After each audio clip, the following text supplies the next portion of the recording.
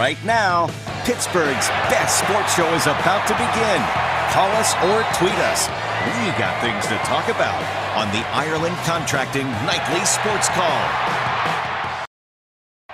Thank you, Kim. Welcome, everybody, to the Ireland Contracting Nightly Sports Call. I'm Josh Taylor, in tonight for Rich Walsh. He is in New Orleans covering Steelers and Saints. That kicks off at 4:25 tomorrow. You can watch all that on KDKA-TV. Don't forget to make the switch afterwards. You can watch the Xfinity Extra Point. Also, a special edition of the Nightly Sports Call with Bob Pompiani and Chris Hoke. That's here on Pittsburgh CW. So we got you covered as far as football coverage goes. Before we get into Steelers, I want to give you a quick update. Ravens and Chargers in a game where Steelers fans are paying a lot of attention to.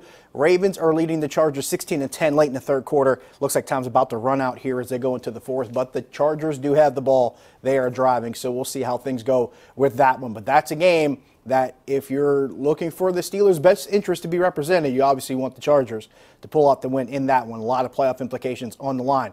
Another game that could affect the outcome in the AFC. Titans won earlier today. They beat the Redskins, and they did it with Blaine Gabbert at quarterback, beating Washington.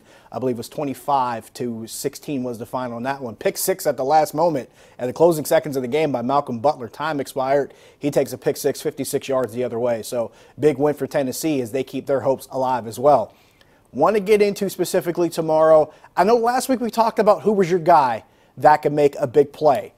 Crazy enough, I talked about Vance McDonald, and he came up with a touchdown catch in that game. It's hard for me to take credit in that one because, he's become such a great part of the offense. But I'll ask this question, and I talked about this a little bit last night with Paul Zeiss.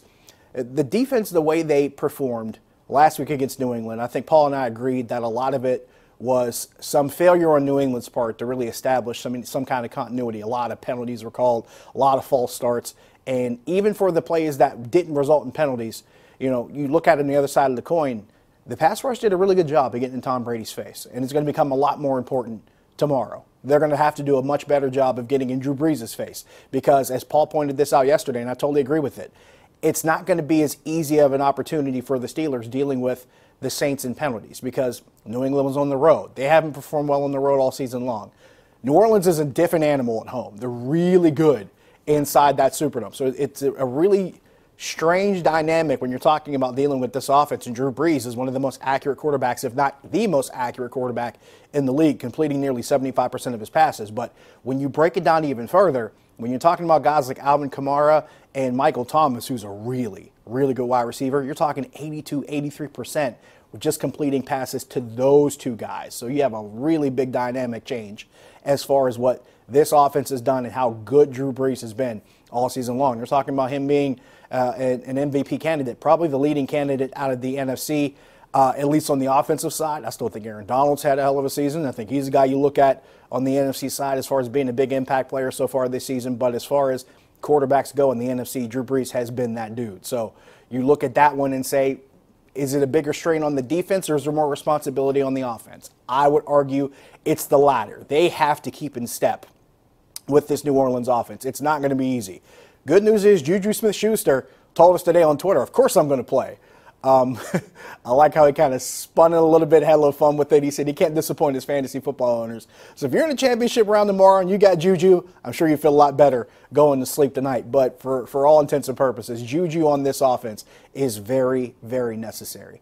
He's one of the playmakers that they go to when you can't seem to find Antonio Brown. When defense is keying on Antonio Brown, Juju Smith-Schuster becomes the guy. And if they're keying in on Juju and AB, odds are you're going to look to a guy like a Vance McDonald, like we talked about last week, or even an Eli Rogers who made a play or two last week. James Washington made a play or two last week. So those guys, when called upon, did deliver, and that was important, and you need more of that. Jalen Samuels, 142 yards, I believe, on the ground last week against New England. I talked to him back in minicamp. And the one thing we talked about was, this is an offense where as a running back, you have opportunities to do everything, whether it's running the ball, catching the ball, blocking out of the backfield, doing a lot of different things. And I said, how comfortable do you feel with this opportunity? He said, I'm going to do what I've done my entire life. I played a bunch of different positions since I was, playing Pee-wee and in high school. I'm going to do the same thing I've been doing, ever since then. And he had one of the biggest games of his, not just his pro career, but his life. He hadn't had a rushing total that big, I don't think, ever in his lifetime. So we saw a lot out of Jalen Samuels. So a lot of guys pitched in to make the offense work.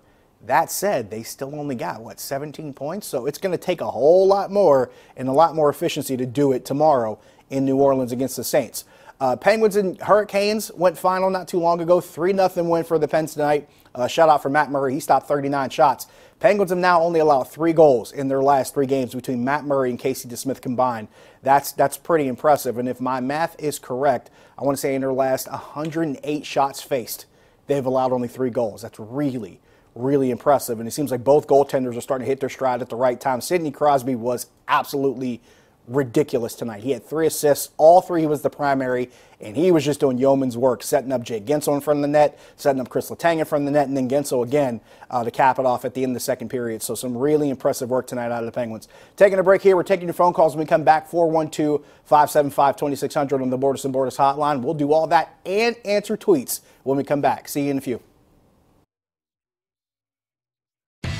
The Ireland Contracting Nightly Sports Call is brought to you by Ireland Contracting, putting new roofs on Pittsburgh homes for over 25 years. Call Ireland Contracting at 1-800-NEW-ROOF.